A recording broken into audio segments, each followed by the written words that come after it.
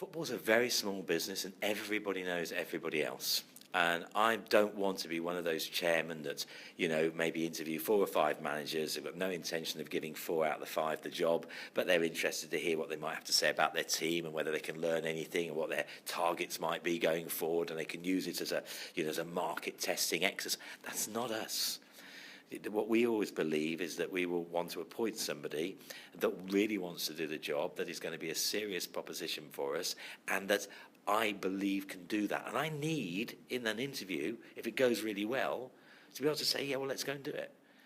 So there's no exact timescale, but you would like someone in before the end of November so you can start planning for January. Is that the ideal, Chairman? I think, Ben, that's a fair summary. I'm not going to be pressured into making a rash decision or suddenly thinking, I better do 4 interviews tomorrow to look like I'm doing something. I mean, you all know how absolutely all-encompassing this is. I've been on the phone continually now for a few weeks. I'm starting to enjoy the process as well. I did find it a bit of a stress and hassle at first, but now there's some very interesting things. There's different ideas people have. There's some really great experienced managers as well, and for once I'm not writing them off. As I say, I've got a very open mind, but whoever you start to think very serious about, they need to be available. You need to know that that's clear and that they are, and that they'll need to want to do it and all of those things. And that's the time that we need to check all those things out, so that when we decide, that is the person, wow, that was a great interview, I want to give this person the job, it's just a matter actually of just sorting it out. But as I say, I'd rather keep people waiting on the outside, not making contact until we're ready and sure that the contact could then potentially lead somewhere. At the same time, I don't want to write anybody off because we've got some very good experienced managers on that list. And as you know, for once, I've opened up the list to those people because of the position that we're in and where we want to try and get to in the short term. But at the same time, we are a different club. We are the MK Dons, and we have a certain style and a certain philosophy and a certain way of being. And ideally, I'd like a manager that also fits with that philosophy. And that means that you have to continue to keep your eyes very wide and look over a vast spectrum in terms of who might be the most suitable candidate at the end of the day. Ultimately, someone's going to have to impress me in an interview when we get round to that. But if they impress me in an interview, they'll probably get the job. So to conclude, our supporters have been there.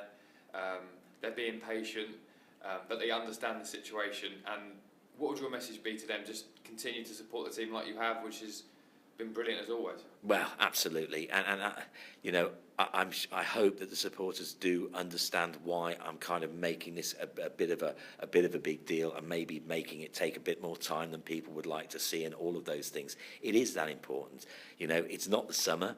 But does that mean you've got to race into something? It's a couple of games maybe here and there. In the terms of the season, I don't think that's the end of it all. I really, really want to try and make sure that I've looked at everything, just as we would have done if this had happened in the summer. I want to do the same thing. That's probably the bottom line, Ben. I want to do a proper process. I don't want to be raced into something. I don't want to be the normal football club, hire and fire, and be prepared to hire and fire again. That's not what we are. That's not what we want to suddenly become because we're having a little bit of a pressured few weeks. Actually, I want us to do the way that we would normally do it, which is proper research, proper ideas, things that make and work. And sometimes it's about combinations of people. There's lots of things that come together to make a great management setup.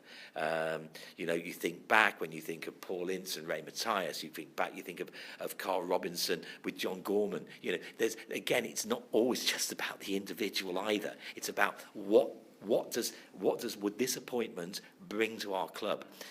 What does it do in the short term? What does it do in the medium term? And what might the long term be as well? Because we've also shown that we've got staying power. I want all that to be on the table at the moment. And that's why I'm not knee-jerking into reaction. And however much pressure everybody, not just supporters, think about the agents are putting me under, but some answers, I'm not ready to give them yet. But hopefully, over the next couple of weeks, we will be. And as I say, what's my real time frame? Before the end of November.